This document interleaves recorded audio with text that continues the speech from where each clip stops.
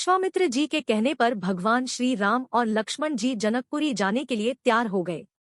तो आइए जानते हैं उनका जनकपुरी का सफर।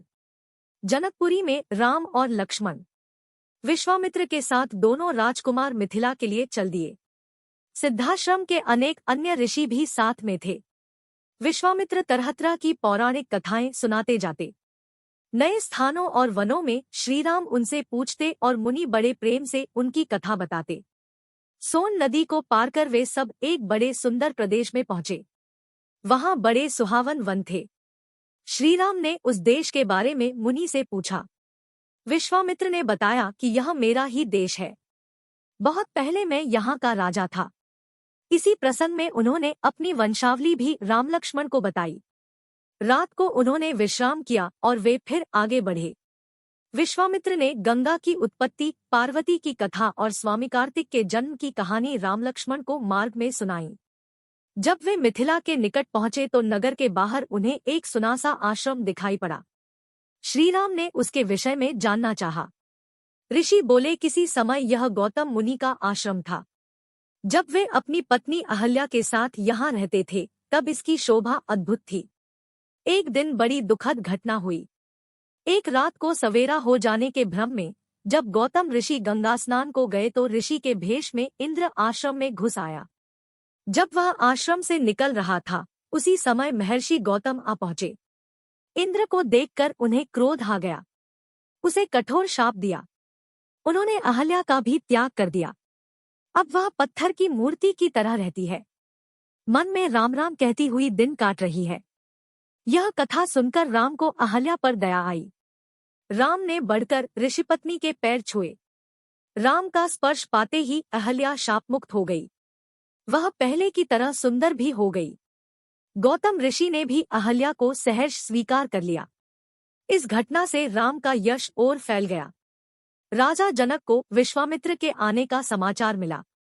वे शतानन तथा अन्य ऋषियों को लेकर स्वागत करने के लिए नगर के बाहर आए। आते ही उन्होंने मुनि को आदर के साथ प्रणाम किया और कुशल समाचार पूछा। जब उनकी दृष्टि राम लक्ष्मण की ओर गई तब राजा जनक की आंखें खुली की खुली रह गई। उन्होंने विश्वामित्र जी से पूछा, ये सुंदर बालक कौन है?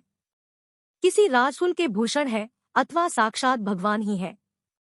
मेरा सहज बिरागी मन भी इन्हें देखकर इनकी ओर खिंचा चला जा रहा है।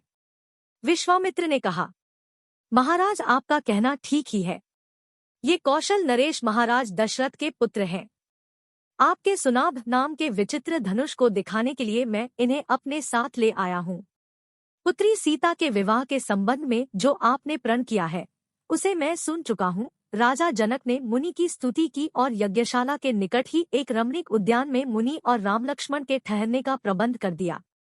ते ही क्षण राम मध्य धनु तोरा, भरे भुवन धुरी घोर कठोरा। अगले दिन गुरु विश्वामित्र के साथ राम लक्ष्मण यज्ञशाला में गए। राजा ने उन्हें एक ऊंचे आसन पर बैठाया। विश्वामित्र ऋषि ने जब फिर धनुष की बात छेड़ी तब जनक ने सेवकों को बुलाकर धनुष ले आने की आज्ञा दी। यह धनुष लोहे के 8 पहियों वाले एक बड़े संद्रिक में रखा था। उसे खींचकर जब सेवक ले आए तब राजा जनक बोले, मुनिवर, यह शंकर जी का धनुष है। देवताओं ने हमारे एक पूर्वज देवरात को इसे दिया था। इस भारी धनुष को कोई नहीं उठा सका। प्रत्यंचा चढ़ाना तो दूर की बात है। मेरे प्रण को सुनकर अनेक राजा और देवदानव आए और लज्जित होकर चले गए। गुरु का संकेत पाकर श्रीराम ने धनुष सहज ही उठा लिया और जो ही प्रत्यंचा चढ़ाकर उसे खींचना चाहा कि वह बीच से टूटकर 2 टुकड़े हो गया।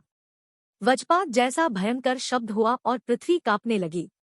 धनुष टूटते ही राजा जनक के हर्ष का ठिकाना न रहा।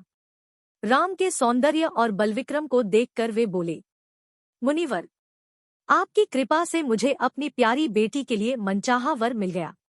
अगर आपकी अनुमति मिल जाए तो मैं महाराज दशरथ के पास संदेश भेजकर बारात ले आने का निमंत्रण भेज दूं।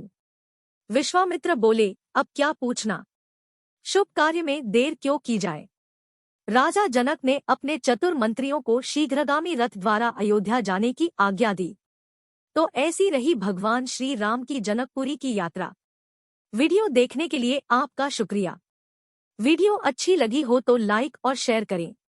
हमारे चैनल को सब्सक्राइब करना न भूले और बेल आइकॉन प्रेस करें ताकि ऐसे और वीडियो का नोटिफिकेशन आपको मिलता रहे।